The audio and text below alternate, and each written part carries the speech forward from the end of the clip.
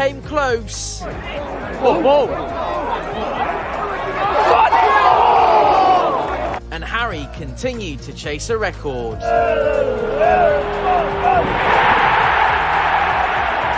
Nevertheless, it was a day of pride for Pompey. Just the 4 games in League One yesterday. For some of those teams not involved in FA Cup action, Pompey's next league opponents, Bolton Wanderers, drew with Plymouth. Bristol Rovers came from behind to beat Cambridge at the Abbey Stadium. Lincoln were unlucky not to get something from the Valley. And Morecambe picked up a vital 3 points. As a result of Charlton's win at the Valley, Pompey dropped to 13th place. Plymouth are now 5 points clear at the top, having played 26 games. After a busy week, we are back with another opportunity to chat all things Pompey. This is 4-0 Sunday Live. It is indeed 4-0 Sunday Live. Good evening, everybody. Welcome back. We are here. It's just gone 7 o'clock. And I saw a comment a minute ago that said it was their... Mike, this is your favourite thing on a Sunday night. Well, Mike... sometimes I feel the same, but there we go. Dylan said this evening is set to be packed of chalky digestives and watching 4-0, and something else that this evening is going to be packed full of are these wonderful gentlemen. A very good evening to Reese, Pepe, Brendan, Gaz and Aaron to join us. The usual suspects are here. As long as alongside 130 of you join us across YouTube and Facebook this evening. So thank you to everyone for getting in here nice and early. We've had a long old week. Aaron's got a cough, and we'll kick off, as we so often do, with the man who always starts 4-0 Sunday Live.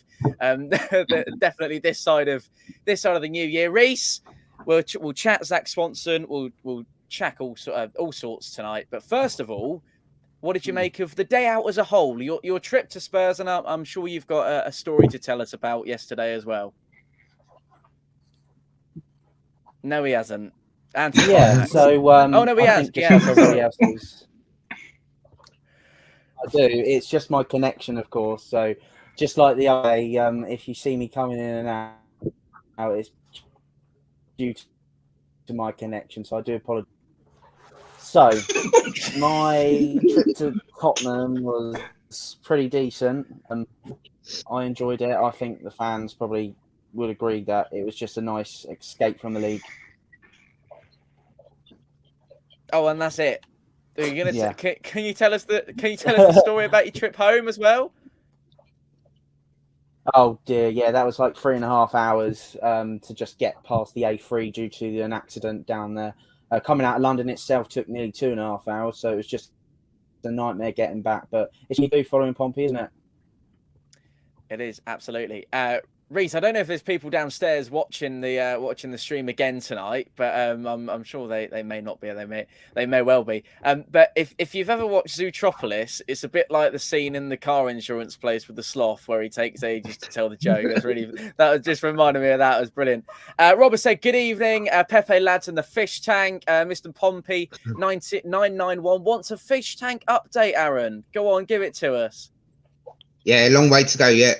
Still soaking wood, getting all the tannins out. So a good couple of weeks yet before an update on the fish tank. Yeah, amazing. Long way to go. Chloe's in the building as well tonight, Pepe's. I thought she gets a special mention. Hello to Nick. He says, "Buenas noches from a rainy Spain." Good evening to you, Nick. And good evening to everyone who joins us live across YouTube and Facebook this evening. We're back at our regular slot. Would you believe, Brendan, the first time since the 30th of October, 2022. It's been too long, mate. Far too long for you to pull your finger out, mate. But, getting us all involved. What did you make of yesterday? Well, yeah, as we said, it was a great day out. Nice to see the brand new stadium in the country, and obviously experience a pint filling from the bottom of the glass. I thought that was a highlight of my day. But like I said, I didn't get a chance to try one of those the Tottenham Hotspur signature pies, unfortunately. But did you have one, Tom? I did. Yes, I did. Were they decent? Were they better than Piglet's Pantry? They were better than Piglet's Pantry, yes, unfortunately. Oh. As much as I love Piglet's Pantry, they were. Yeah, they were. I said it in the video. It was like bolognese in a pie, and that's the kind of the best way to describe it. No spaghetti in it, of course, but it was like bolognese in a pie. It was it was wicked, mate. Gaz, you watching it all the way from Malta. Obviously, you've mentioned this already, but for the benefit of the viewers, Pompey boys, loud and proud as always, 9,000 in full voice coming through the screen. Yeah, I mean, like Reece mentioned, it's a bit of an escape away from the league because that's where we're not, picking up results at the moment. But yeah, I was watching it on my phone because I was at a squash tournament yesterday, and obviously it's annoying because obviously Friday morning you then tell me that there's a ticket available for Spurs, and then I was on Google Flights. I had everything.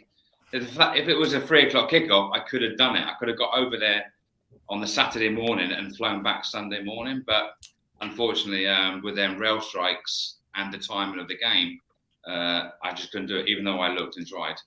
But yeah, watching it on the telly, it looked like a great day out, as most away days are. As we know, we follow Pompey, home and away, me mainly away.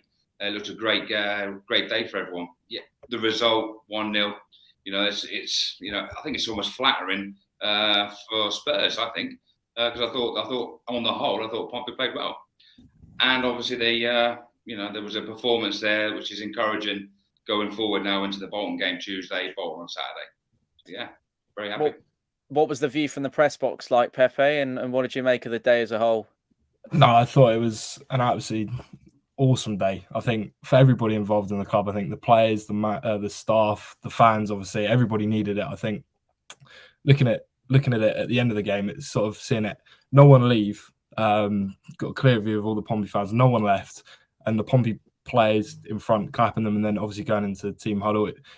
It looks like the teams and the club are really united, and after probably such a really tough week, it's needed. And I think yesterday was a good start to really kick on the season now. I thought the players can hold their heads up high. Swanson and Morel in particular, they were amazing. Best two players on the pitch by a country mile. And I thought Pompey, if they held on to about 60 minutes, the crowd where we were sat, they were starting to get on the Tottenham backs really. And if they kept it 0-0 to about 60 minutes, I really could have seen Pompey get a result, but it wasn't. But I think they can leave with their heads held high really. It was an awesome performance, and I think that just shows if Pompey take that now into League One, then I think they'll be a force to be reckoned with really. Good evening to the 186 people that join us across YouTube and Facebook. Be sure to leave the stream a like. And I should say this, we don't say this enough in stream, subscribe to the channel. We're here every Sunday. It's tradition. And most of these boys are normally with us. And we have a couple of others who are with us as well to provide the Pompey opinion. And we always like to hear what you've got to say as well. So if you were there yesterday, let us know what you thought. Let us know who your man of the match was. And that has reminded myself to get a poll up and running on the chat down below. Reece, just quickly, Pepe mentioned the huddle. I know you were right down the front. So what was it like for you? And that's quite unconventional and unusual for Pompey to see an actual what's the word for it? That's not hidden away. Kind of it's not out in the dressing room. It's very visible huddle that we were all treated to. Yep, a lot of togetherness. What did you think? Yeah, so obviously I was right down the front, right next to the goal, so I could see them all come over and thank the fans after the game. And it felt really nice to see that they have got that strong togetherness after the Cowleys had left. And they're kind of reflecting on thinking, right, if this is the performance we could put in against a Premier League team, we can kick on no matter if we have a interim manager or anybody in position at this moment in time. But it really did have a nice reflection for the fans to see that they are still in it together as a team. Aaron, you weren't far away from the Tottenham Hotspur Stadium. Could you hear the 8,880 from your bedroom window? I would imagine you probably could. You can actually. It was amazing because even some of my friends that are Spurs fans said they've never experienced a crowd like that since the new stadium's opened. Portsmouth fans were singing 20 minutes before the game even started, all the way through and all the way out afterwards as well. They said credit to us. They said it was the best atmosphere they've had for ages. Great for the team. Great building. Even though we lost, it felt like a win because the togetherness and everything was there. But you could see that the confidence has been knocked out of the team because if we had the confidence, if we were riding high in League One, we would have seen more crosses going into the box and we would have actually given a bit of a tougher game than they actually got yesterday. But all credit to the players. It's just, they done a good job yesterday. And it does make me think if Cowleys did actually lose the dressing room, the way they reacted and everything as well. But hats off to them. They all gave their all. Zach, amazing, absolute amazing player. My man of the match yesterday. He was just giving them so much headache all through the game and everything. And Song was played out off the park. It was just like he wasn't anywhere near him. But we went there with the tactics Bassi made and everything. So it's like, yeah, it was a good advert for League One. Just a shame. I'm glad actually it was only 1-0. Yes. Robert said the Spurs game was the game that will turn things around, as the first time in months we saw every player committed to the Pompey cause, and Thompson back. Promotion is happening this season. Nice and positive from Rob there. Harry said that huddle shows there's still togetherness in this tough run. Still, excuse me, I hope this is a positive sign. Papa's echoed exactly what Aaron's just said there, considering we were told Cowley didn't lose the dressing room after that performance. I can't see how he did. How he didn't, lose the dressing room. Biley said, I think yesterday showed where we are really lacking up front. I need to losing my words tonight. Re-emphasize. I think yesterday showed where we are really lacking up front. The defence was solid, but going forward, we have very little. Great performance, but we are woeful up front. So there we go. Shane said we were really very resilient yesterday. Swanson and Morel were the best on the pitch, which is exactly what Pepe was just saying. However, it's nice to see the defence as a whole playing so well. Good to see Thompson back also. And interestingly, there's a Plymouth fan. Cam Vlogs is here. And he said something which I never thought I'd hear a Plymouth fan say. I think he said something like, I've cleared my schedule for the stream. I can't see it, though. He said that one of them said had to be proud of Pompey yesterday to only concede one. Where is it? I've missed it. It's really worth getting. Here we go. Always clear the schedule for the stream. Screenshot that, everybody. That is a nice Plymouth fan, and you don't come across those too often. Gavin said, good evening, gents. I can't help wondering what Danny must have been thinking after watching that team put in that much effort and heart. Brendan, we'll come to you then. The title of the stream, Starboy Zach, shining at Spurs, and boy, did he shine. Oh, mate, was he incredible. You know, it's amazing to think this young lad in his early 20s, playing, former Arsenal Academy lad, playing against Spurs at White Hart Lane, and and playing the game of his life, the game of his career, and it's just showing that we've got such a future prospect in our hands, and maybe a future Premier League star. Who knows for himself? You know what he goes on past Pompey potentially, and having a world class left midfielder or left winger driving at you all game in Jungmin Sun. He absolutely did so well with him, blocking lots of crosses, not letting him past him. I think he probably count on one hand how many times Son got past him. I doubt it was even more than 5, you know. And that quality of Son, you know, what another World Cup player. And I can't fault his performance at all. And he's cemented his spot at right back or right wing back, whatever we play. Rafferty's got to work bloody hard to get back in the starting lineup when he comes back from his fitness. Yeah, that's a really interesting point. I was going to come on to that later on, actually. So thanks for raising that. Gaz, I mean, obviously there's the Arsenal connection to Swanson, and you could argue perhaps that raises his game a little bit. Brendan mentioned there that he didn't put a foot wrong. I can only remember actually just one nod back to Griffiths that went out for a corner. That was the only moment I think I can remember as a kind of a standout. I know we were in the stands. It was noisy. It felt a little bit, I tell you what, Gaz, it felt a little bit like Sheffield Wednesday at Hillsborough away. It was that kind of raucous, real feeling to it in the away end. What did you make of Swanson? And where? I mean, he could quite easily have been playing in white and blue rather than blue and white, couldn't he? Yeah, I mean, you know, he's literally taking his chance now. He's got a run in the team, and it was obviously he had a couple of games just before this game. This is probably one of the biggest games of his life. You know, 22 years old on that sort of stage, and he played immense. The kid's got a bright future ahead of himself.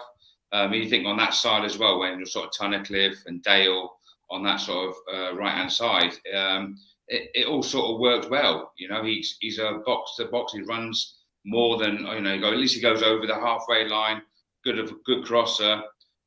He's just, you know, there's loads of words that we could describe him. But yeah, definitely for me, man of the match yesterday. Plenty more from these gents in a moment. We're going to bring a Tottenham fan, Sam Chipex, very kindly join us into the conversation. Before we do that, let's take a look back at our highlights from our trip to Tottenham. Good morning, Andrew! Doors! It's not. And everyone... Oh, no! First time since I played them since that famous day in 2010. Since that famous day. Close up on the shirt, Owen. That famous day.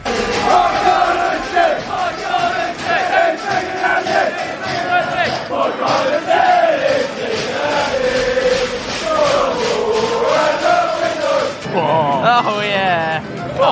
Oh mate. It's like a bolognese in a pie.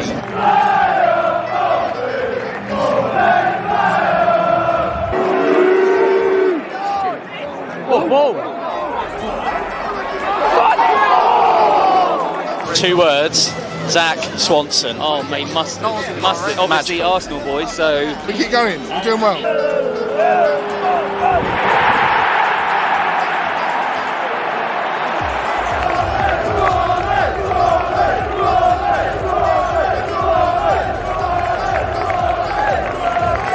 played pretty well in the first half, Tom, and then there was only one winner in the second half, wasn't there? They just turned up the gas a bit. It was nice. I think obviously there's no real manager. There is obviously Simon Bassey there, but we gave a good account of ourselves. There's 8,000 of us there singing the whole game.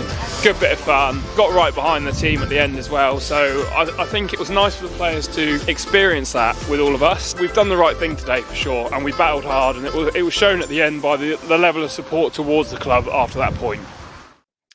There we go. That was a little look back at our trip to Tottenham Hotspur yesterday. Sam, good evening, mate. Nice to speak to you. Thanks for joining us. How are you? Yeah, I'm all good, thanks. That little video you played actually put a smile to my face. It's nice to see that you enjoyed yourselves. It looked like a really good away day for you, to be fair. And, you know, fair play to you as well. You know, you do see, you know, from clubs in the lower league divisions, how they appreciate the FA Cup more, you know, and as a ground hopper myself, I prefer to go to those sorts of grounds because, you know, for us, it was just one of those things where it's like you beat them or it's going to get toxic on the timeline on Twitter later. Yeah, absolutely. And we've had plenty of toxicity on our Twitter timeline, Sam, in the last couple of weeks. Don't you worry about that. I'm sure you can imagine. It is nice from our point of view. I said it in the video. I didn't quite include it in the highlights bit, but I thought hospitality-wise, it's fantastic. Food was immense. You know, it was pretty easy getting in. Spaghetti bolognese and a pie. That's new to me. I've never even heard of that. Well, there you go. You hear something new every day. It just, I don't know. It was just really tasty. I just tried to big it up as best I can and maybe use the wrong analogy, but there you go. What did you make of the game from where you were sat? You messaged me a couple of times when speaking. I know I saw that you said we gave you a couple of scares. Would you mind elaborating? Well, you just gave us a couple of scares because you gave it a go. I mean, you don't have a manager, and you know, on paper, a lot of people would think, you know, Spurs would thrash this lot. I've seen us the way we played the last couple of weeks or months, depends on how far you want to go. And, you know, this game went exactly how I expected, that, you know, this side will take this opportunity. It's a very nice opportunity and honour to play from a Portsmouth player's point of view. And she went for goal. I mean, there was one guy, I think, that did a bicycle kick and Forster just punched it out for a corner. That was a scare for me. You know, I genuinely thought that was going in because, you know, our second keeper, for me, you know, listen, I don't like to slate second keepers off. Never really has been my thing. End of the day, you know, you need to have a second keeper, and they're never going to be as good as a first keeper. But I don't particularly rate him that much, and I have seen him like have slow reflexes compared to Hugo Lloris, and I was just very surprised he got a hand to that. So that's one example of a scare for me. Yeah, keep slating him, Sam, because we don't like him very much because of the team that he used to play Southampton, of course. You got that's why you can booing him. Yeah, that's it. Yeah, that's why you might have seen a couple of little smiles from the gents as well. I want to ask you about Harry Kane and him in chasing that record, because there's only one to go now, and there's quite a special Premier League game next weekend as well that he could do just that in. What do you think?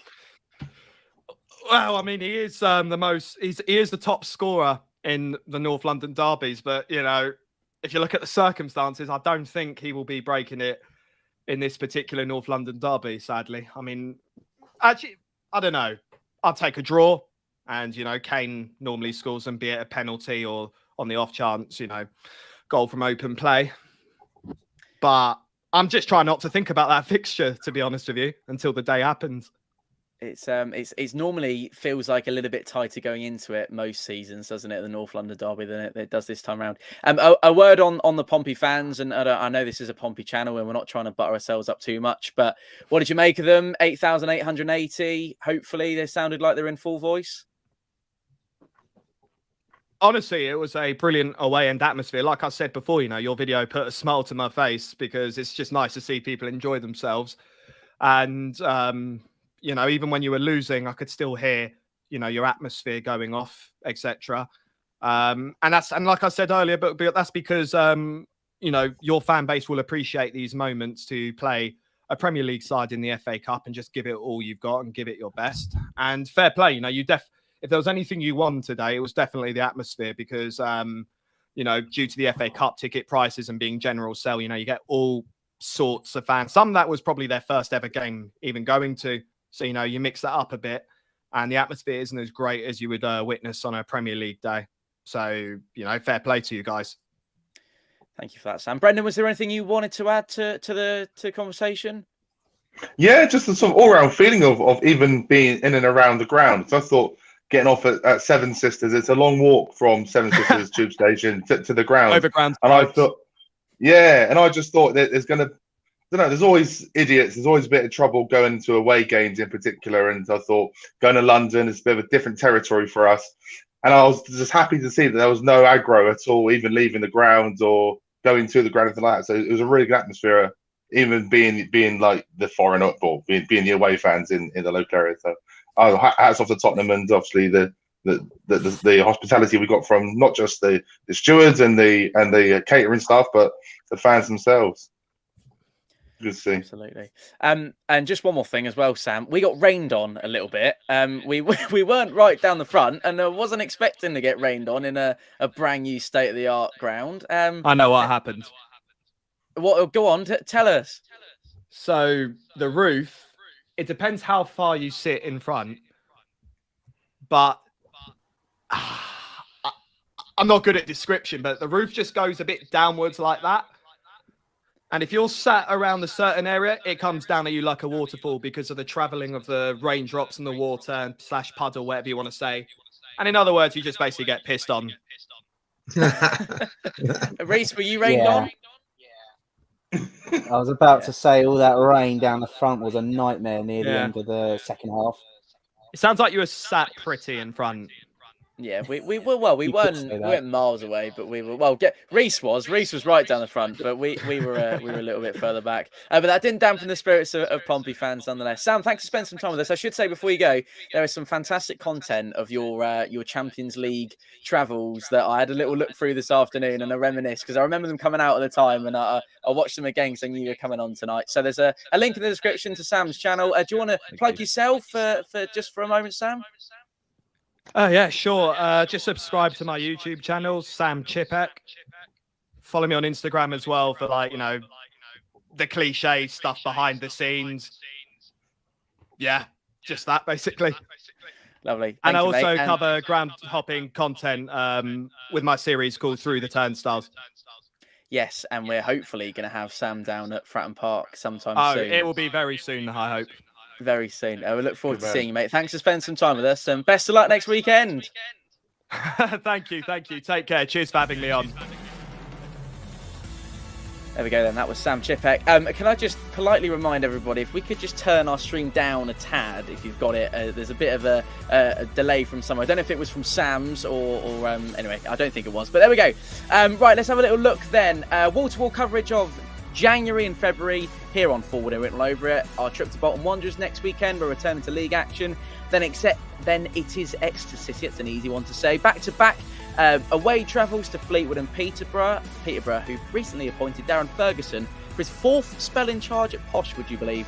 And then that all-important one after Barnsley is the Pilgrims versus Pompey at Home Park, which is one that we're very much looking forward to. Right, we'll quickly wrap up our conversation. I can still hear the echo. I don't know where it's coming from. We'll have to. I don't know where we're gonna work out where it's coming from. I'll do a little bit of work in the background while Pepe's chatting about a certain Really annoying, and it's right in my ear as well. Michael Morrison, special shout out for him. I thought. I know the plaudits go to Joe Morrell, Zach Swanson, some fantastic individual performances. Even Ryan Tunnicliffe, Owen Dale, I remember having a chat with some people about. But I don't think Michael Morrison put a foot wrong, Pepe. No, absolutely not. I think it was quite worrying. I think every Pompey fan going into the game, going in, coming up against Son and Kane. That would have been a scary prospect with Pompey's record recently against Michael Morrison and Sean Raggett and Clark Robertson. Obviously, Clark Robertson's injured, but Pompey's back three has been very, very vulnerable over recent games, and you've seen Sean Raggett and Michael Morrison come under a bit of stick on social media. So people were a bit worried going into it. And then, I think Raggett, again, another one that didn't put foot wrong. I think the back three just played overall really solid. And it took a moment of class really from Harry Kane, England skipper, to break through the deadlock, which going into the game, I'd have taken that every day of the week. I think Morrison, he was on the right, he would have been on the right, so he would have had Son as well, and Kane. So he got dealt with a double blow. But no, I thought he dealt with it really well. I think like you mentioned, Morrell and Swanson got the plaudits, but the back three didn't put foot wrong really. Brennan, it was perfect for a minute there, and then you did someone else, and it's come back again. So whatever it was on, it was fine. Turn us down a couple of notches. It's on my earphones though. It's really weird how that's like the problem. Right, and then there we go. I think we're okay now. Can you still hear us, Brendan? Yeah, it's very quiet. So someone in the comments put, "Is that Nicky Cowley's earpiece?" I thought that made me. Listen to him, bless him. Was that a little a leaving present to you, Brendan? Was it? Oh, I wish, mate. I wish. That'd be nice. Oh, I've got the iPad as well somewhere. You got the iPad. There was when we were. I remember back in the lockdown times when we were streaming all the games. I remember when the Cowleys first arrived, and it was still during lockdown. And loads of comments saying, "Oh, he must have the 4-0 stream on his iPad on the touchline, just hearing what we've got to say about the game." But there we go. Let's go through some of your comments. Max has asked, "Am I going to both Bolton matches?" I can confirm we'll definitely be at one of them, Max, but I'm not too sure about the other one. Gaz said, "Don't know if anyone else agrees, but I think Raggett and Morrison seem to play so much better when Robertson's out of the team and there are centre-backs at the start of the season." It's an interesting one. And Niall is totally in agreement with that one, so welcome to Niall. Thank you for bringing it in. And he said, "But hopefully Dawes can make a statement of intent to start." I love how that's the nickname that will almost certainly stick. There we go. I wanted to ask you, Gaz, it's a bit of a technical one, but it's something that I kind of noticed watching back some of the game and editing through the video and some of the comments post-match from people. I feel like the man over in midfield, having Rico involved with Morrell and Tunnicliffe, gave us a little bit more of an anchor, and it allowed Tunnicliffe to have a better game. And I think it both improved their performances, but also, I don't know if it was because we were playing Spurs. We knew there'd be a lot of overrunning, a lot of tracking runners, and you could see how many times, I think it was Emerson Royale wanting to put the ball through to Harry Kane, and he tried it about 10 times. It just wasn't working. And in the end, Harry was just going back and trying to recollect and recycle the ball and drive it forward. How important did you feel like Simon Bassey's formation choice was to the way we performed yesterday? I know it's still a loss, but I think made an awful lot of difference to the outcome. I mean, it's difficult because it's only like a few days when they were playing underneath Danny Cowley, and then they're playing for sort of like, this temporary manager. It's almost like they've had their shackles sort of taken off their ankles and sort of playing with a bit more freedom, shall we say. It was a game that if we lost, it didn't really matter. However, under the circumstances of past performances, they really wanted to put in a performance to say to the fans, look, we're still here and we still want to fight for the badge. So I think shackles off, and a lot more passion was shown yesterday than what we've seen in past games.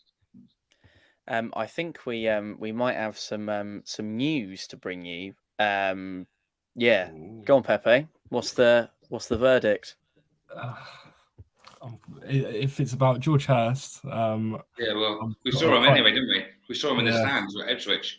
Yeah, that appeared on our Twitter yesterday. Was Yeah, unfortunately, George Hurst has just joined Ipswich. Luckily, I've just had to read it just in case it wasn't a permanent deal, but he's on loan to Ipswich, which is, I mean, I did a story earlier and just looking at their striking options already, and they're looking at He's Nathan already done Broadhead. the video. He's already done a video now with Ipswich. He's got the Nathan shirt and Broadhead. all that on there on Twitter. Unbelievable. Yeah, he's there. Jordan Crossman, of course, the news said it's like AC Milan. They just bring in players and don't use them. And you look at their strike force; they had like 6 to 8 strikers already, and now they've brought in George Hurst and Nathan Broadhead, and you're like, it's just bonkers how they have that much money and just are able to bring in that quality. But that's where they are, and that's where Pompey aim to be. But yeah, I don't know. Give it a season. Give it a season, Pepe, and then they will get done by financial fair play rules. Yeah, because the amount of money that they're spending and everything. Yeah, you have to look at their squad as well. In terms of how many over 21 players you can have. I think you can have 22. I think it is 23, 22, 23. Like that, So yeah, that would be. We have to keep an eye on that one. See how many players they've got over 21 because they just seem to be piling people in. And again, Plymouth as well. They brought in Callum Wright on a permanent 3.5-year deal. Jay Matete from Sunderland. And you look at it when Pompey were top of the league in 2019, that January window they brought in Andy Cannon, James Vaughan, Omar Bogle, people like that, Lloyd Isgrove, who'd never played. And you look at if Pompey had a good January transfer window in that season, we could be looking at a completely different place. So yeah, I think Ipswich and Plymouth are doing it all right at the moment, and you don't see them and Sheffield Wednesday losing the top 3, really, do you? I think we just want to level things out, and I know this is a Pompey channel, but Ipswich, as Andrew said, are more than welcome to flex their muscles. Whether they get in trouble for it later on down the road is to be seen. One thing I would say though, gents, I would much rather have Colby Bishop than George Hurst at this moment in time. So good luck to Ipswich Town. He does tend to take half a season to get going, so I don't know whether he'll hit the ground running or not. But yeah, I mean, Brendan, we both loved George Hurst when he was here at Fratton Park, and I think we all share that view on the stream. Definitely. I remember having conversations with you guys. He was excellent. He scored some cracking goals for us, and the kind of the hold up, take it down, run with the ball, drive with defenders, be a nuisance, and score a lot of goals is something that Ipswich Town fans can go on to expect. But yeah, double figures for Colby, so we're not too concerned. Definitely. Yeah, I just thought that away game where he first sort of kicked on was Lincoln away, where we went with Smithy boy, and I remember he got his first sort of first team goal. Obviously scored in Papa John's Trophy, but hadn't scored in the league yet. I mean, he got the ball in inside our own half, and he was driving into their 18-yard box and got a shot off, which and from there that's when he kicked on and sort of got himself a staple place in the first team for the whole time he was here. And yeah, he bagged some terrific goals for us. Just don't want to wish ill of the guy, because I know there's a lot of fans who still like George Hurst, but I just thought I want it to fall flat like it did at Blackburn as well. It's actually interesting, Reece, to see we're at this, what is it, the 8th of January. So we've had probably one proper full week of January transfers, and already you can see the top 2 are just wanting to add and completely go for it. We've seen what Plymouth have done, albeit they've lost one of their star men in terms of goal scoring, who really contributed so far this season. He's been recalled on a loan, but you think, could the league get any more difficult for those trying to chase those automatic spots and try and get into the playoffs? And maybe, Dylan said it a minute ago, we're just grateful that we don't have to go to Portman Road or have them at Fratton Park for the rest of the season. Yeah, I think obviously for a few years we've been reflecting on that in most transfer windows, to be fair, where other clubs in the league, depending on what season it is, we've gone around it and thought, well, they're buying Red Bull energy drinks and we're buying 25p Euro shopper drinks. It's as simple as that when you reflect on it. And I think it's about time you kind of weigh up whether or not you go for that push. Like we've seen in the comments, people saying that if we were in their position with the money that they had, would we be complaining? But then again, we reflect on it and think of what we've been through and try to understand that chucking all money at players isn't everything. But you've got to find that balance. You have to. You've got to find the balance between spending too much and spending smartly to get you out of the league. And I think that we're struggling on the latter one. Biley said, could I ask the panel if they expect Curtis to leave in the next few weeks? Bringing him on in the 88th minute would have really annoyed Curtis and his ego. Aaron, you're shaking your head. Your reaction first, and then I'll make sure we come to Brendan because I know we'll have an opinion on this. No, I don't reckon he's going anywhere. I think there's rumours there was a bust up last week with Bassi about a couple of players turning up late for breakfast. Not 100% sure if that's true or not. But I think Curtis is going to stay. I really think he's going to stay. Would you like him to? Yeah, I would actually, because the team that we've got, we should be up near the top. Yeah, fair enough. We've had a disaster the last 3 months. But after that result yesterday, even though it was a loss, but you could see the fight, the players. That looked like the team that was at the beginning of the season. The communication between everyone, the confidence isn't there, but once that confidence is in the box, we will be scoring goals. So I reckon we're going to have a very, very good second half of this season now. But I don't think Curtis is going to go anywhere. And at the moment, because of the confidence, no one's going to buy any of our players. They're thinking, well, look, last 3 months they haven't done anything. So it's their time now to actually prove to everyone that they should be wearing this shirt. So this second half of the season is going to be very interesting. Brendan, I can still hear a little bit of Aaron in my ear, but if you could turn us right down to the bottom setting, I'd be really grateful. Assuming you don't think that Curtis is going to go, does it then mean that he leaves in the summer on a free? Well, if you look at the same going on in summer on a free, you go back to last summer, who was out of contract, and then we gave a 2-year deal. Sean Raggett, his contract was up. We all thought he was off. Gave him a new contract. He's back in. He's back in the first team and got himself a contract. But Curtis loves this city. He loves this club. His missus lives down the road from Fratton Park. He's been here. This is his 6th season now, and and he's been a forever present in the lineup. Well, until this season, really, he's always been in the lineup. Without no questions asked. He brings a lot into the team. Yeah, if you look on sort of result or look on his stats, he's gradually sort of getting less and less output on goal contributions.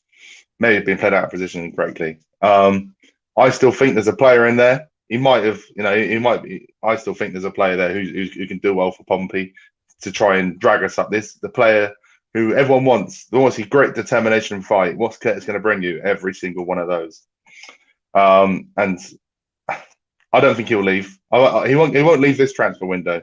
If we don't offer him a contract, that's a different question, I think, personally.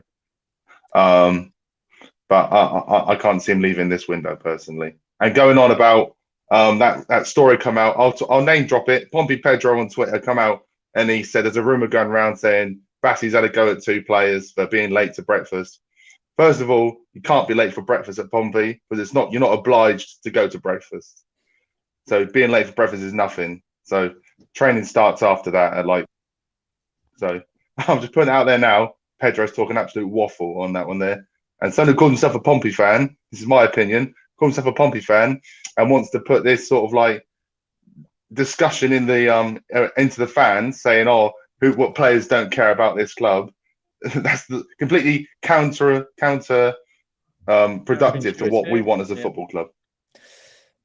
Those are the views of Brendan. And sorry, Pedro, if you're watching. I had a little chuckle at it personally, but there we go. Luke said, got in late. Have you talked about Towler yet? No, we haven't. And we're going to do that right after we speak about Bolton, Luke. So stick around. Sorry, Brendan, go on. My battery's going low on my earphone, so I might end up going to the loudspeaker on my phone in a minute, all right? Okay, so we're going to take the Nicky Cowleys out, and there we go.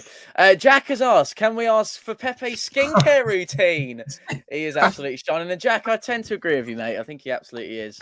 And we're always grateful for Pepe for joining us. And I'm going to save him the embarrassment and swiftly move on. Jamie wants to ask the panel, as an Ipswich fan, we took Harness from you, and now we have Hurst. How good was their link-up? Reese? Actually, I think, I'm not going to lie, the second half of the season, because as we spoke about how it took Hurst pretty much half of the season to get going, I thought it worked pretty well in the end, and I think it got all of us excited towards the end of the season, going for a playoff place. So yeah, I can't lie, I think it worked pretty well with each other. They were interested in him, weren't they, Hursty? I think it was at the tail end. I don't know, Pepe can probably tell me more, but I'm trying to think of which window it was. It was the tail end of a certain window, wasn't it? I don't know if it was summer just gone, but at the all of a sudden, didn't materialise, and now they've got him. Brendan? So I do remember a link-up play between them in particular. It was the one of the goals against, was it Oxford, when it was a long throw out from Bazunu. Hursty took it on the half turn in the centre spot and then ran up the wing and then got to the byline and whipped it across for Harness to tap it in, which went down as a nomination for goal of the season. And I was at the presentation at the end of the season, I was talking to Hursty about it, and because obviously Harness got the nomination for one of the goals of the season. And he said, "Oh, if Harness wins that, I'm going up and getting the trophy because I made that goal for him to tap it in." That's it. Gaz, what's your view on the Hurst move? Because I know we had many conversations when he was at Pompey. We were big fans, weren't we? Yeah, I mean, he basically, what was he against Marquis, wasn't he, at the time? So it was like, at least it was someone that ran towards the ball, someone who had a shot on goal. There was something there about him. There is a good player in there. Obviously, we saw him. Took him a bit of a slow burner to start, but by the end of the season, we were all saying, get him signed up. We enjoyed what he gave to the team. I've got no bad bones about him. I wish him well in Ipswich. We don't have to play them again, so on we go. Let's look after our own selves instead of other teams. And Aaron, just as a last comment, as this is kind of technically the tail end of our Spurs review, played like a team that knew what they were doing, all playing towards a game plan, and that's not actually something that we've seen for quite some time. And we spoke about changing rooms and whether loss or still in possession of, and I know there's kind of, I suppose we'll probably never know, will we? But you can make an educated guess, and you can fall on either side of the line, and I think I probably know what side most Pompey fans will. This is obviously something, and we're at the foot of a mountain with this, something that needs to continue. I think both Morel, Bassi, Dale all said something similar, that this is where the work starts, and this is where we really need to kick on. Do you think we will? Oh yeah, I think with that huddle and everything, no one knows what they said, because even on the release from Portsmouth, they muted it so you couldn't actually hear what anyone was saying in that huddle. But I think that he was congratulating the players. I had a massive smile on my face at the end of that game yesterday, and I was also impressed with Griffiths, keeper. He was outstanding as well. He didn't put a foot wrong. Yeah, fair enough, they scored a goal, but that was a world-class goal from a world-class player. Come Tuesday, we're going to have a bit more confidence back in the team because of what we did yesterday. So I think we'll probably get a result on Tuesday and also a result on the following Saturday. I know it's going to be long because we've got to go Bolton twice in a week away as well. So, but yeah, once we get that confidence back, we'll be chucking balls in the box and we'll be going for strikes and goals. But yeah, massive credit to him, and the only way he's up now. Pepe, any idea what was said in the huddle? I know Simon Bassi came out afterwards and said, look, these fans I'm not going to quote him directly, but these fans have come all this way, fantastic support. I think it was really privileged to be able to play in front of them. I'm sure there was other things that he said in there as well. What do you reckon? Yeah, well, I tried to be sneaky and turn the volume all the way up, and you can just about hear it. And there was a lot of swearing, but it's almost like that Steven Gerrard 2013-14 season where we say this will not slip and this, that, and the other. But that went well. It was just to re-galvanise the team, really. I think everybody said afterwards how much they can utilise this now to kick on to the season, and it's probably just that, and then just with a few more swears in it. And Simon Bassi joked at the end in the press conference yesterday is that it's just to galvanise the team and get everybody going and raring. And there's probably things I shouldn't say, but yeah, I think it was needed. I think, and it just shows the togetherness, like we mentioned earlier, in the team, that they all come together in front of 9,000 Pompey fans as well, and that just shows where Pompey are at the moment. And I think they can really kick on from it. Yeah, and I think this might be a little bit of a cynical comment, but it was a fantastic PR stunt as well to get him out in front of those 9,000, get it on view, get everyone seeing it. And I'm absolutely saying that there's no problem with that whatsoever. And I'm actually glad. I think it does galvanise the group, and that's what Pepe was saying. Yeah, really delighted with that, and good to see more huddles, please. After big wins, we'll have more huddles. Maybe that's the Simon Bassi equivalent of a fist bump. Maybe we get a huddle if it's been a good one.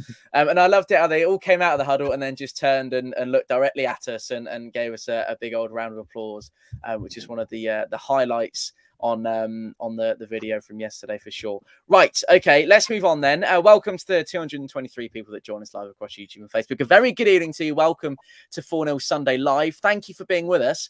And now it's time to have a look at this week's opposition for two separate occasions, two competitions as well. Bolton Wanderers. Bolton Wanderers head into next weekend in a pleasing run of form. Derby and Plymouth have both recently come away from Greater Manchester with a point, having failed to score. Those two results have aided an unbeaten league run which stretches back to the 10th of December, including a 3-0 win against fellow promotion hopefuls Barnsley. Pompey will make two trips to Bolton in the space of 5 days this week, which is a ground that we have a decent away record at. You'd have to go back to December 2008 for the last time Pompey lost away from home against the Wanderers. The year we won the competition, we've just been knocked out by Spurs. A certain Matty Taylor scored that day, having left Pompey for Bolton earlier that calendar year.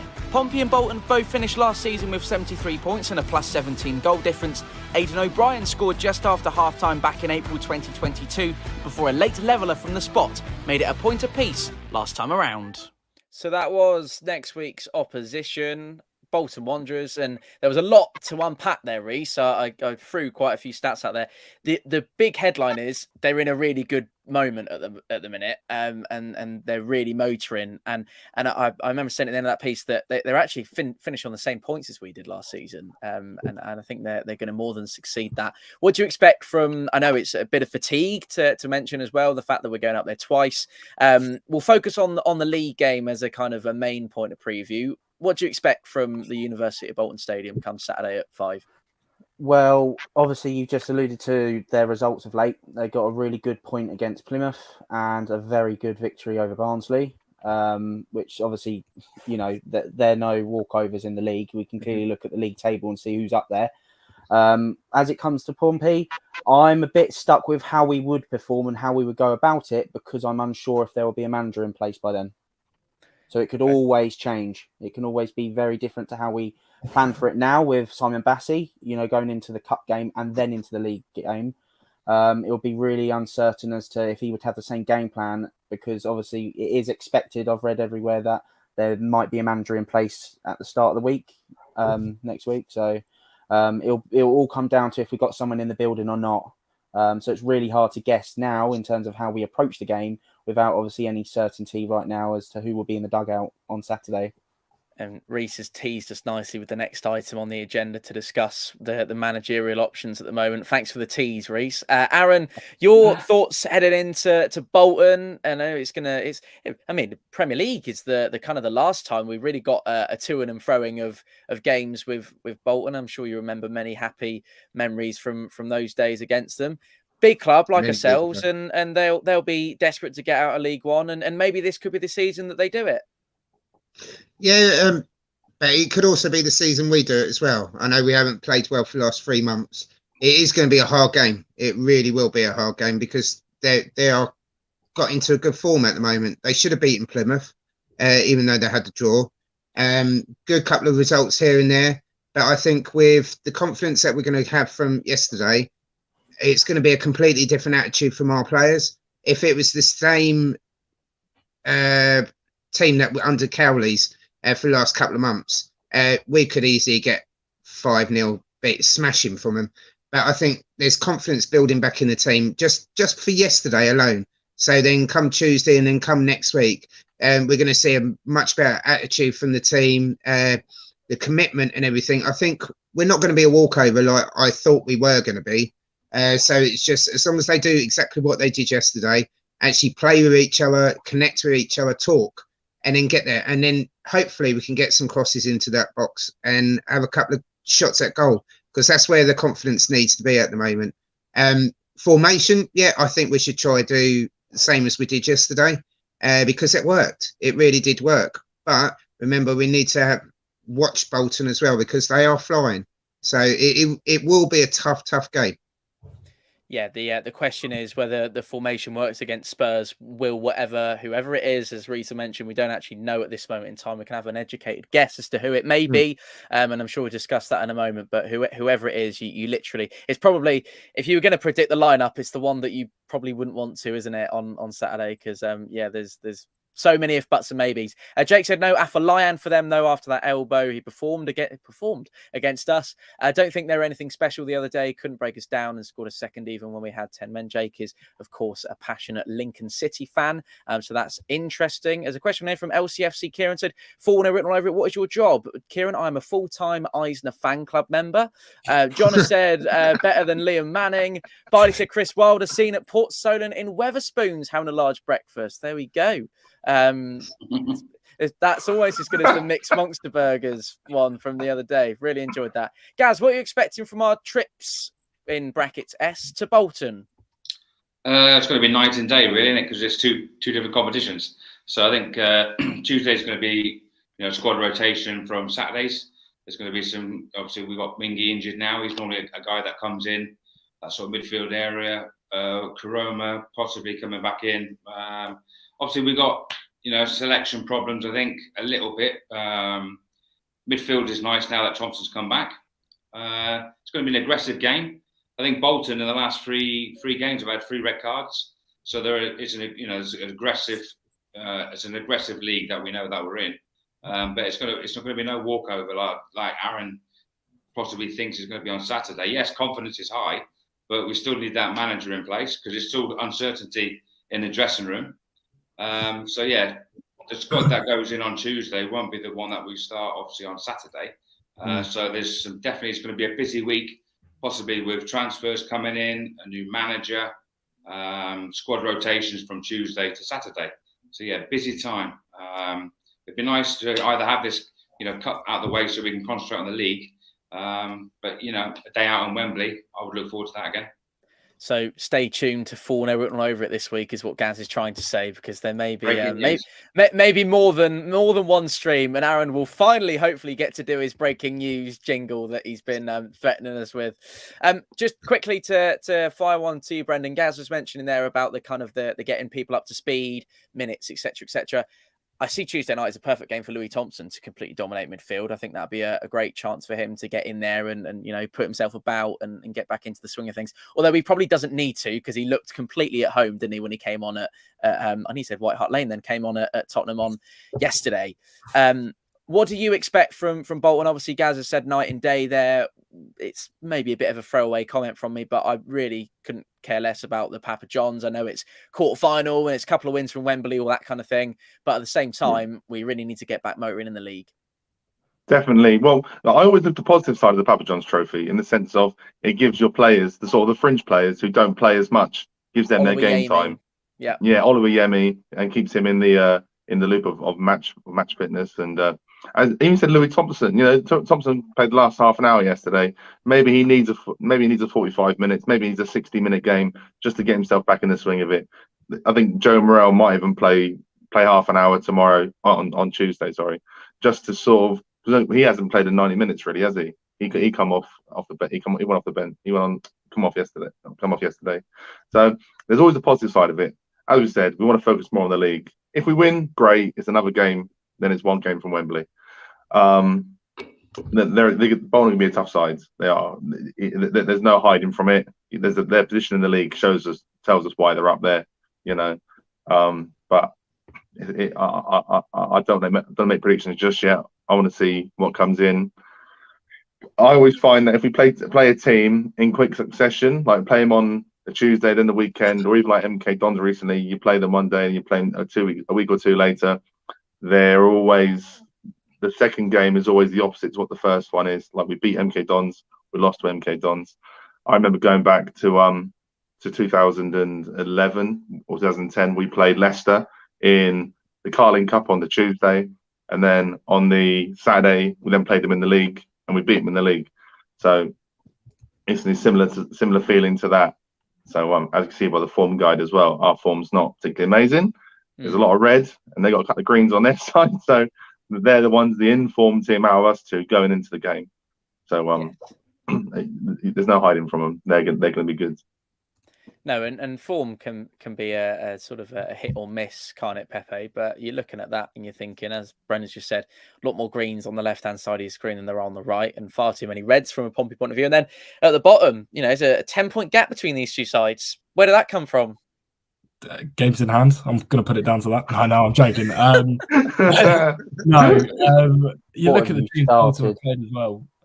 Derby, they got a draw at Plymouth. Exeter, Pompey drew against them last week as well. And they're a team bagging form at the moment. They're one of the form teams in the league. And Ian Everett's got them playing well. I think they're bringing in Dan and Lindeloo from Cheltenham, or he was on loan at Cheltenham from Southampton. So if he plays, they get a good old scummering. So it'll be a tight game. But again, at the moment, you look at form. You don't really take form into consideration at the moment. Pompey could come and beat Bolton next week because they could have a new manager in charge, or they could still have Simon Bassey, and it could all change. It's Pompey's last league game, Danny Cowley's in charge, and the next league game, he obviously won't be in charge, and they'll have someone else. So I think you can write form off this one. But yeah, I think Tuesday's game will be a good game for the fringe players like we've seen. I think everybody's probably got a good gauge of who will play, the usuals that have played so far. And they haven't really put a foot wrong so far in the competition. They haven't lost yet, I don't think, or in 90 minutes. So yeah, it'd be good to see Piggott obviously getting game time, Scarlett as well, because he didn't play on Saturday. So, and then Michael Jacobs, Karoma, players like that, Louis Thompson as well. And it will be the first look of probably Riley Towler. He's obviously cup tied in the Papa John's. Is he? Yeah, maybe not then. That's a shame. Cheers for dampening the spirits there. But did he play against us? He did. He came on second half substitution. Yeah, he did. It'll be a good competition, and then obviously Saturday's the big one. So yeah, hopefully 3 points. But yeah, I just mentioned form. You can write it off really. Yeah.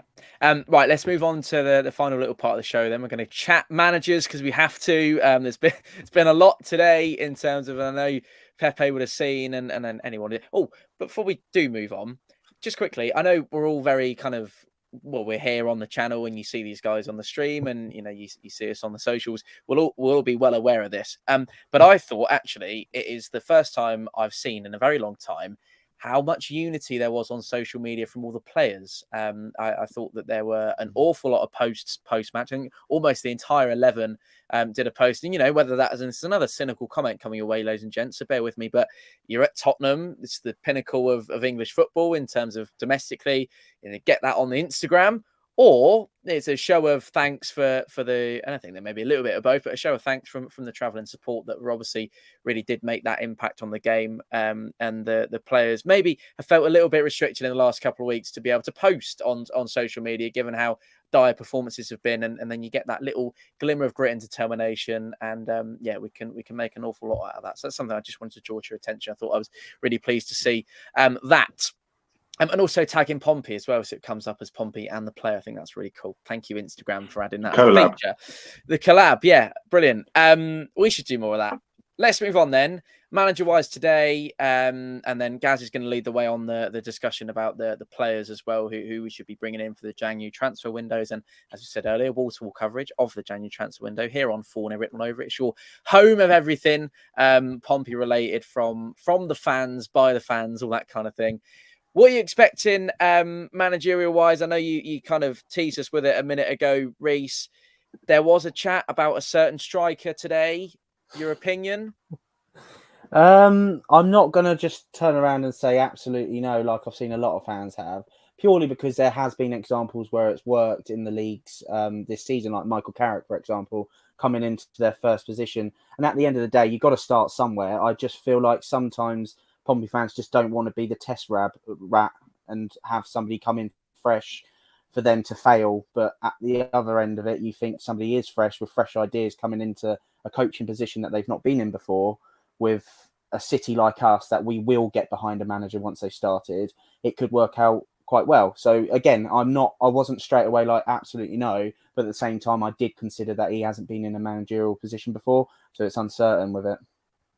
Brendan, do you feel like Robbie Keane could go one of two ways if he was the man? And we're saying if he was, I mean, I think I saw a tweet from Andrew Moon saying there's a difference between wanting to be the Pompey manager and Pompey wanting you to be the Pompey manager. I think there's two very clear distincts, and maybe that's in reference to someone else, or maybe it is in reference to what came out on Sky Sports. Interestingly, I posted on Twitter about this as well. The first real proper time that we've seen a major outlet like Sky Sports report on a name that a Pompey manager is being considered for, and whether that was because there's a little bit more hard evidence to Times coming out and say, yes, I'd like to be the next Pompey manager.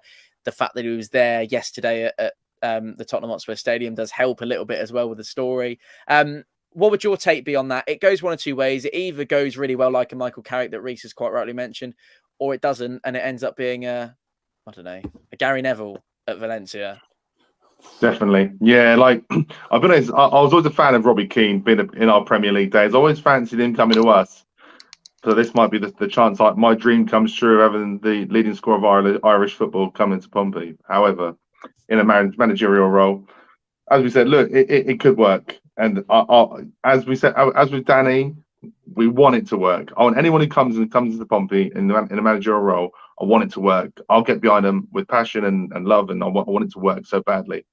However, there is the times where it is someone like Gary Neville, and you don't get a win, and you come out with the big saying on the telly, being like, "Oh, if I lose 8-0 to Barcelona, I couldn't see my family again," and then he loses 8-0 to Barcelona. So we ain't losing 8-0 to Barcelona. I'm just putting that out there. We'll never play him. However, yeah,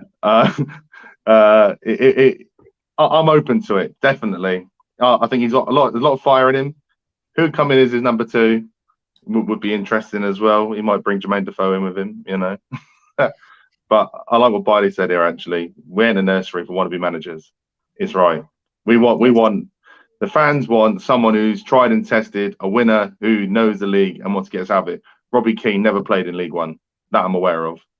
And they might play the champ, but I don't think he ever played in League One. Someone double check that before someone jumps on us for fact checking. Yeah, he played in the MLS. Near enough League One.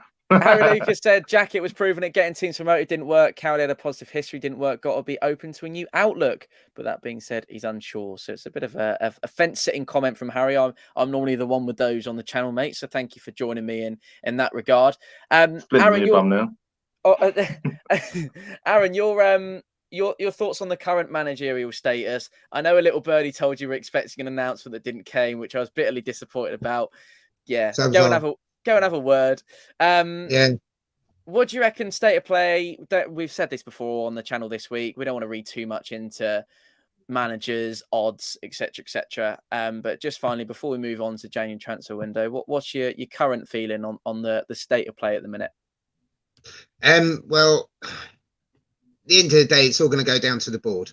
Is if the board and the CEO wants a yes man involved, so they're in charge and they tell him what to do, or they're going to spend some money and get a decent manager in. Like Neil Warnock the other day on Talk Sport said that he would love to do the Portsmouth job, but the board won't like him because they won't like his attitude and the way he wants to actually run the team. There he goes. He would love to do it, but like, he's ruled himself out. He's even ruled out Steve Bruce as well from their podcast and that they do. But whoever comes in, they've got, it's going to be hard for whoever comes in. Ex-players, I'm not 100% sure, but they've got to start somewhere. But I don't want them to be like us, the temporary club, until they get a different offer. Personally, I would actually, I would like actually have a manager that's been in League One and got out of League One. I want someone that's had the experience of years, not just someone who's had like 5 minutes at an assistant level at Middlesbrough or something like that. So I would actually like an experienced manager to come in with a bit of an attitude to get the players motivated, but could also stand up to the board as well and say, look, you employ me to do a job, let me do my job. But I think some of the board members would probably want a yes man, rather than just like, you've got the full reins and everything now. And it'll all go down to the budget as well for wages and everything. It also depends on what sort of manager we get. If a manager wants to come in and say, look, I want to spend this amount of money, go, no, we're going to give you this, then they'll be out the window as well. So ex-players will probably come in and say, look, I don't care what money you're going to give me. I just want to run your team. So, yeah, it's difficult, but yeah, I prefer an experienced manager myself. This is really interesting. Schumacher and McKenna, best managers in the league, both unproven before their appointments. Kane is disagreeing with the experience. He's saying a hungry green manager with something to prove and the right attitude is exciting. I'd rather that than a complacent rinse and repeat attitude from weathered managers. Not helped us. Fred, this is quite a damning comment. No more unemployed PE teachers on a PR trip. Just a guy with CV of promotions. No untried toss. It's interesting to see how much this news has split the fan base, I think. And as Andrew's quite rightly said, there's maybe not a time to bring in a newbie. Right. Let's move on then. Pepe, there was some news today that you broke on the Portsmouth News. Full credit to yourself. I don't know if it was... No, it was a chap called Alan, wasn't it? I don't know. Alan Nixon, yeah. Chap called Alan. Full credit to yourself on the article, which can be read wherever you find the Portsmouth News. I think if you just type in Portsmouth News, it's quite easy to find, isn't it? Yeah. Gentlemen at Aston Villa, looks like Plymouth are going to beat us to his signature. Just give us a brief run through. What's the latest on it? So this was the first I heard of it. We had an article Alan Nixon put out this morning that Pompey had inquired on a right winger named Tyreek Wright, I think his name was. Right winger from Aston Villa. He's been on loan at Bradford for the start of the season. I think he scored a couple of goals and a few assists. And yeah, I think he was recalled by Villa earlier today, and then looks set to be going out on a permanent. So it looks like he's going to be joining Ipswich, but that was the first we've heard of it. So there was nothing sort of concrete. We had heard nothing prior, and then just sort of came out of nowhere. But if he's going straight to Plymouth, sorry, I don't think there's probably much to worry about. But yeah, 21-year-old, I think, never played for Villa's first team. Only a couple of Papa John's Trophy games for them, and then a couple of League Two loans with Bradford, Colchester, teams like that. So, yeah, maybe one for the future, but that was the first we sort of really heard from it this morning. So, yeah, that was probably written off before it was even before you even heard much about it. Gaz, myself, you, Brendan and Aaron did a Friday night live stream celebrating the arrival of Riley Towler to Fratton Park, just the other side, before this weekend. I'm going to let you lead this part of the show because you made the brilliant suggestion on it. Your thoughts on who to bring in and maybe even your reflections on Riley Towler and the fantastic and the trajectory of the football club for going for young up and coming talent on a long-term deal that we can look to develop and really make a player of. Yeah, I mean, we're in a situation where we're in January, so that's one good thing. We can sort of reshuffle our cards ready for the rest of the season. Obviously, there's possibly you can go around the panel and ask people who potentially we can see leave. For me, the likes of someone like Freeman, he hasn't really contributed much. There's people who are obviously now injured. You've got Rico now injured. Is he injured now? Rico, I think he picked up an injury now. Mingy is definitely, yeah. Mingy. So obviously for me, I think defensively we look a bit more solid, obviously, than we have done in the past. Midfield, great to see Thompson coming back. And obviously Pack was injured, was suspended, so he's going to come back in again. I think for myself, strengthening up top, like another striker to help, because obviously a lot of shoulder burden at the moment with Bishop, obviously, and Scarlett as well. There's a lot. They need a bit more help out there at the moment. So for me, I'd like to see probably a more experienced striker coming in, sort of like someone like a free agent or someone, just to get us through, this next stage between now and the end of the season. I don't know what the thoughts are with the guys where you think we need to strengthen or see where we go. We'll go around the group and go ins and outs if we can. Before we do so, Dylan asked earlier, where's Andrew down the club signing on as manager? I can confirm, sadly, no, he's not down the club signing on as manager. He's right here, everybody. Evening, Good evening, Andrew. Good evening, gentlemen. Good evening. We saved the best till last. Of Have course. we? Yeah, you always say that. You're looking for a lift or something. Save the best till last. All right, thank you. The comments will go off now. Good evening, Andrew. Yes, that's the one. Just quickly then, we're talking transfers, ins and outs for you. I'm devastated that Hursty's gone to Ipswich. I've got to tell you that, because that's them promoted in my book. That's it, done now. If they weren't already? Well, I think this is the final straw that's going to get them up. We'll never hear the end of it from Griffo, will we? That's for sure. But anyway, yeah, let's see what happens, Tom. I concur with what Gaz is saying. There's a few lightweights there that need to go, that shouldn't stay in this window, that might free up some space and a bit of cash for elsewhere. But I suppose it depends who the manager is and who comes in, doesn't it? And what do you make of the young lad from Bristol City, Riley Towler? You have a Bristol City friend. I've got a friend of mine who lives south of Dublin. He's a Bristol boy, and he's been out there for like 25 years. But he comes back season ticket at Ashton Gate, and he said they're devastated that he's gone. So that's a good sign for us. That if Bristol City didn't want to get rid of him in the Championship, then I think we've got a good signing, boys. We'll have to see, won't we? But sounds pretty good, doesn't it? Yeah, it does. Reece, your ins and outs? Yeah, I think Freeman's definitely one. That was obviously what Gaz said earlier on. Unfortunately, although I do like the fact that Piggott gets on well with the team, and you can clearly see he gets on, he does try, but I think it just, to an extent, hasn't worked. I really don't think it is. I've given him so many chances to think, in the cup games, especially the cup games you've seen in the past, where he's not made any impact whatsoever. And we need to get that filled in, because, as we've already alluded to just now, Bishop's been doing a lot of work up top. He's been scoring the goals for us. Scarlett runs around all game when he gets a chance as well. But again, I think it has to be our priority to get another striker in one way or another. It has to be. There's a comment from Leo there that said, heard Andrew turned down the job to make way for Chris Wilder. Is there any truth in that one you can tell us about? I can't say any more, Tom. My lips are sealed. Lips are sealed, okay.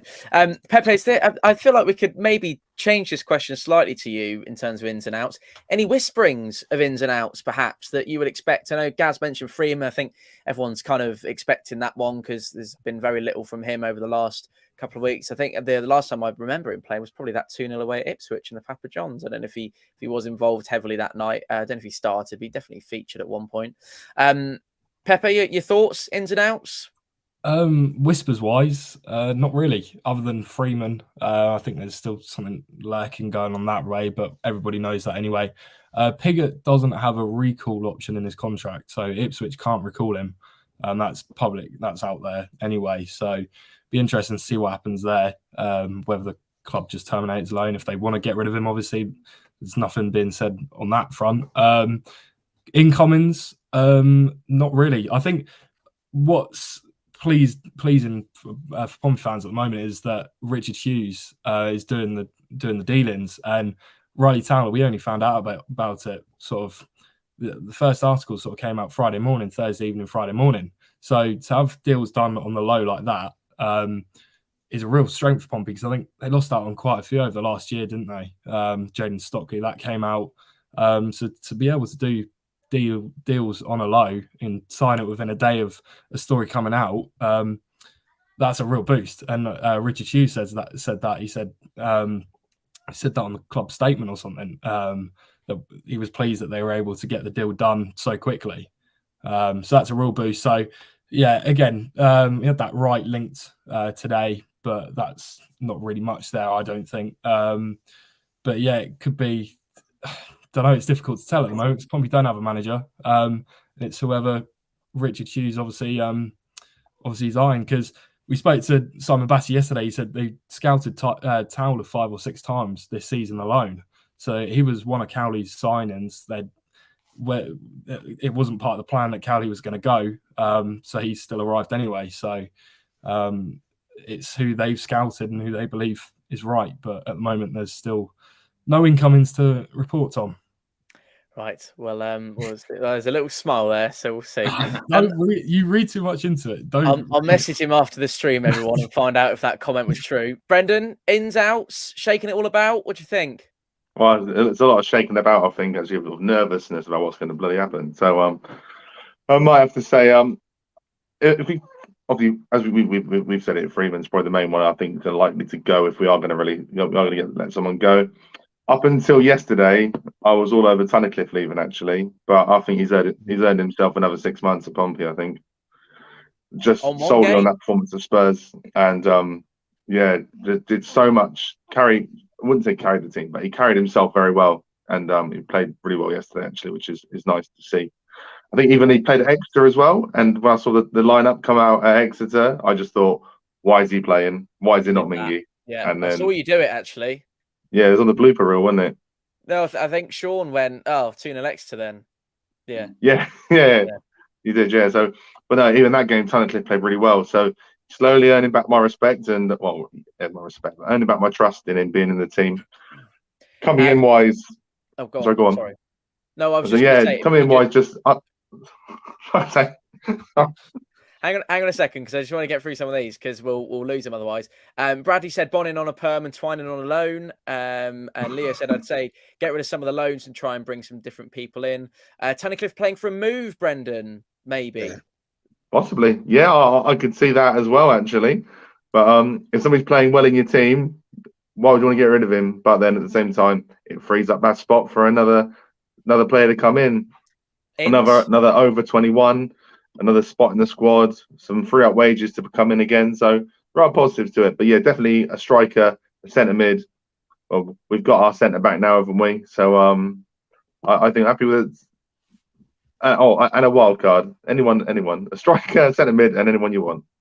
You made a sharp intake of breath at one point, and I think you might want to say something. A lot of people don't like Tunnicliffe. I actually think he's a really, really good, strong player. I like him.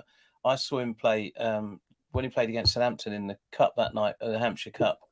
He just run midfield for us. He was excellent, and I think every game I've seen him play, he's always doesn't make that many mistakes. He's always got a good pass to him. He's strong. He's cool. He's a bit like Marlon Pack in a lot of ways.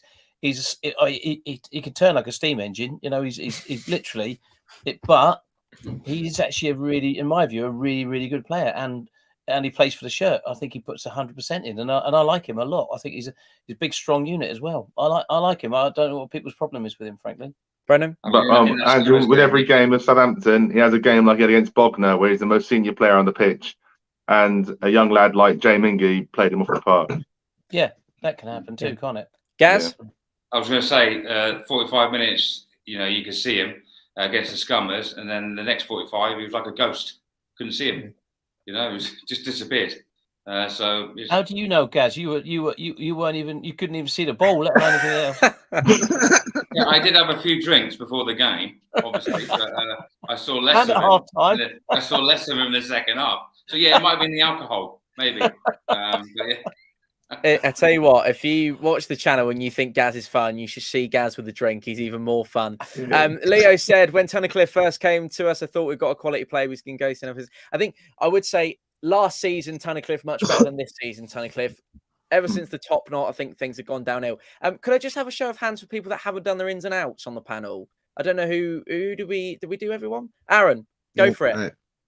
Right, to go out, Freeman, Tunnicliffe and Koroma. Painful. Yeah, get rid of all three of them. And then bring in any two people from the Championship and Brett Pittman. Because he's on fire. He's on fire at the moment. Have you seen him? He's lost about £200. Yeah, he's about 55 though, Aaron. Yeah, but Carney was 72. Well, this is true. This is very true. It's very true. Right, one more little loop round and then we'll leave you. Reese, doors or wheels? It's got to be doors, ain't it? Oh, is that it? That's fine. Pepe? I didn't know who was going next. It's got to be doors, isn't it? It's got to be doors. Oh, we're all gonna. No one's gonna buck the trend unless Brendan does. Go on. Yeah, definitely doors. There we go. Gaza? Yeah, it's doors. It's definitely doors. Aaron? Hey, doors. Definitely doors. Oh. Wait, I tell you what, when that was actually going to be an outtake in yesterday's video because we were chatting before and I was explaining it because the gentleman over here doesn't really do doors, wheels, whatever. I think it's similar to like, is it a black or a gold dress? I think remember that one back in the day? You kind of choose whether it's your either side. This one's a little bit more mathematical. There's a little bit more sort of thought that goes into it. But you just went. I said just mention the what? Rob B, 100% agree with you, Fish Tank. He said, Fish tank guy Pittman. There you go. I said just say doors, and then we can all move on. So Doors, mate. I Doors. then started the video. Went, good morning, Andrew. You just looked at me, and went doors, and I thought we'll keep that in because we'll enjoy What a that. good feature Max did, though, isn't it? On Twitter, it got everyone talking about it.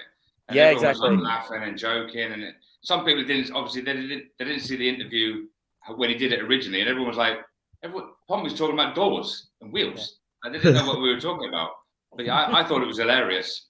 It was good. It's excellent. And there's actually been quite a few nuggets, and I love it when a transfer window comes around because we always get some fun, don't we? Max Watson comes into his own. That's all I'm saying. He loves the attention. Legend of the game. Legend of the game. If he's watching, which there's a little chance he might be, absolute legend. And Give him a pay rise. He's done an awful lot for Fournilwrittenalloverit over the years as well. Thanks, his ego and we're very grateful. so much. Right, before we go, we're going to say a massive happy birthday to Retro Shirt Sean for Thursday night this week. He would have joined us on the 4-0 Thursday Live, but he got surprised to a Frankie and Benny's. I know much rather where I'd want to be on my birthday. So massive happy birthday to you, Retro, and thank you for all your ongoing support here on the channel. And Brendan, a special shout out for a shirt behind you as well before we go. Yeah, our good friend Jay Mingy, injured out for 6 to 8 weeks, knee ligament injury. Obviously, come out yesterday after the game, all the players with their huddle and stuff. I saw him limping across the pitch with a knee brace on, and I thought, my God, what's happened to our lad? And yeah, unfortunately, hit with the injury bug, like the rest, like a lot we have this season in central midfield and all over the park. So, wishing Jay Mingy a speedy recovery and hopefully not too speedy, so he comes back like Tom Lowry, where he comes and goes again. But no, Jay, all the best, mate, and we send you our regards. Happy birthday to Max for Friday as well. And Brendan, when he comes back, we all want to see a team of Jay Mingy. Let's take another look then at what the run of games is looking like over the next few weeks. Busy couple of months for us here on the channel, as well as wall-to-wall transfer coverage. We'll also bring you our trip to Bolton Wanderers next weekend as we return to League One action for the first time since New Year's Day. Exeter City travel to Fratton Park. Since we played them on our Boxing Day stalemate, they've recorded back-to-back wins under their new manager, Matt Taylor. 2 away trips in a week in Fleetwood and Peterborough, who've appointed Darren Ferguson for the 4th time this week. Michael Duff's Barnsley will travel from Yorkshire to Hampshire on the first weekend of February. All of that is followed by Green versus Blue on the Devonshire coast. Plymouth against Pompey here on Fournilwrittenalloverit Saturday, the 11th of February. Right, before we go then, we'll come to you last so you can round us off nicely. Reese, score prediction for Bolton away this time. Well, it will have happened this time next weekend, next Saturday. I'm going for a gritty 1-0 Pompey win. Up the Blues. Love it. Pepe, you going to be there, my son? I'm going. I've been dealt the short straw. I'm going Tuesday night instead. So Tuesday night in Bolton. So yeah, and I'm not going next Saturday. And I can't say I'm going to miss it, but I'll go a 1-1 draw. Unfortunately. There we go. Just before we leave you, I've had a message from someone. I'm not gonna say who it is or who it's from, but it says, heard it was down to 3 this morning. Don't think it will be anyone near the top of the betting odds, and don't expect it to be Robbie Keane. Although a small part of me is hopeful. Sounds like fun. So I might have revealed a little bit too much of his character there.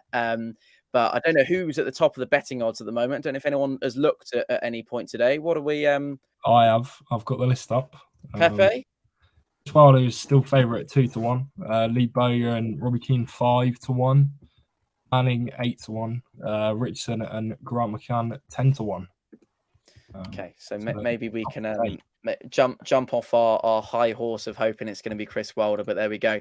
Right, we had Reese. We've had. Did you give us a score, Pepe? Yeah, I went 1-1. Yeah, sorry. And if there's a new manager by then, 1-1. I can't see it. I at the moment, the way Pompey are, I can't see it. Brendan? Tough one. I'm going with Reese. Gritty 1-0. We're going to nick it 1-0. Gaza? So I'm the opposite. I think it'll be a statement after that match from yesterday. Confidence will be high. I think it's going to be a 3-0. We'll take that. Pompey, obviously. Bishop and Scarlett back in the goals, Gaz, perhaps. We'll see. Yeah. Aaron, what's your thoughts? It will be a hard game, but I think the confidence from just that game yesterday and then playing them on Tuesday and then come the league match next Saturday, nice, comfortable 2-0. Lovely. Comfortable win, but they are very good. So if we have a little look, and we showed this to everyone earlier on, but there's a 10-point gap which has developed over the last couple of weeks and months. 5th versus 13th in League One. There's not 10 points. There's 3 games in hand there, aren't there? Well, Pepe said that, but then we had a little laugh about it. So there you go. But you wouldn't normally see Bolton and Pompey separated by 5th and 13th in League One, would you? That wasn't really the case. No, normally by 2 leagues. Well, this is true, yeah. Score? I fancy us to turn up on Tuesday night and lose that 2-0 and then beat them 4-0 in their own back garden on Saturday. There we go. I'm sure we weren't expecting anything other than what you just said there. Lewis has said 1-0 Pompey Tuesday, then 2-1 Saturday Pompey. Andrew reckons it's going to be a draw. Gav's going for a 2-0 Pompey.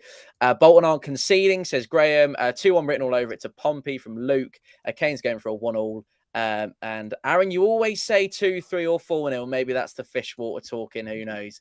As I said to you, I read out that message. We'll be keeping across as much as we possibly can. If we get any whisperings, any news that we have to bring you, we'll be live here on 4-0. Insert day of the week here live, because that's what we've been doing over the last couple of weeks. We look forward to seeing you for that. Thank you very much for coming and joining us briefly. Was it last Sunday, Danny? Yes. No, last Monday. Monday, yeah. Yeah. Nearly a week to the week's a long time in football. Feels like a lot longer. Feels like ever. The king is dead, isn't he? Oh, don't say that. That's what happens, isn't it? Yeah. Focus on the next one. The king is dead. Long live the king. Yeah. One of those. Lovely.